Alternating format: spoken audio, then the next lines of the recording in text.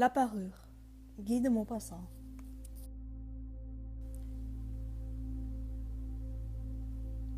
Mathilde habite à Paris. C'est une de ces jolies et charmantes filles, nées comme par erreur du destin dans une famille d'employés. Mais Mathilde n'est pas heureuse. Elle n'avait pas de dot, pas d'espérance, aucun moyen d'être connue, comprise, aimée, épousée par un homme riche et distingué. Elle souffrait sans cesse, se sentant née pour toutes les délicatesses et tous les luxes. Elle souffrait de la pauvreté de son logement, de la misère des murs, de l'usure des sièges, de la laideur des étoffes. À l'occasion d'une invitation, elle persuade son mari de lui acheter une nouvelle robe.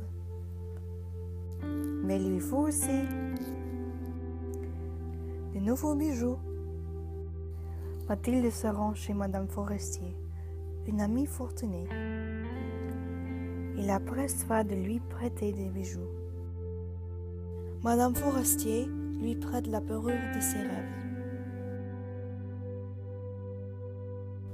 Le jour de la fête, Mathilde est plus jolie que toutes, élégante, gracieuse, souriante et full de joie. Mais de retour chez elle, Mathilde découvre avec effroi que le collier a disparu. Par fierté, elle n'ose voir la vérité à son amie et en fait faire une parfaite copie chez un joaillier pour la rendre. Pour réaliser ce bijou, elle va devoir s'endetter. Il fallait payer ses dettes effroyables. Elle paierait. On renvoya la bonne, on changea de logement, on loua sous le toit une mansarde. Il fallait chaque mois payer des billets, en renouveler d'autres, obtenir du temps. Et cette fille dura 10 ans. Au bout de 10 ans, ils avaient tout restitué, tout avec le taux de l'usure et l'accumulation des intérêts superposés. Madame Loisel semblait vieille maintenant. Elle était devenue la femme forte et dure et rude des ménages pauvres. Mal peignée, avec les jupes de travers et les mains rouges, elle parlait haut, lavait un grand dos les planchers. Que serait-il arrivé si elle n'avait pas perdu cette parure? Qui sait? Qui sait? Comme la vie est singulière, changeante, comme il faut peu de choses pour vous perdre ou vous sauver. Or, un dimanche, comme elle était allée faire un tour aux Champs-Élysées pour se délaisser des besognes de la semaine, elle aperçut tout à coup une femme qui promenait un enfant.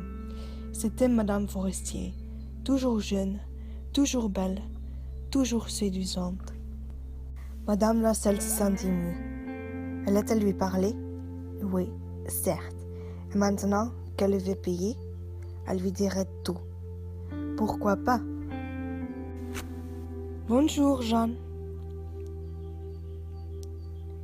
Mais madame, je ne sais. Vous devez vous tromper.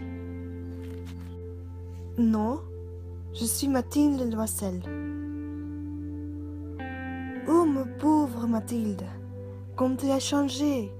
Oui, j'ai eu des jours bien durs depuis que je ne t'ai vu, et bien des misères. Et c'est là à cause de toi. De moi? Comment ça? Tu te rappelles bien cette rivière de diamants que tu m'as prêtée pour aller à la fête des ministères? Oui, eh bien,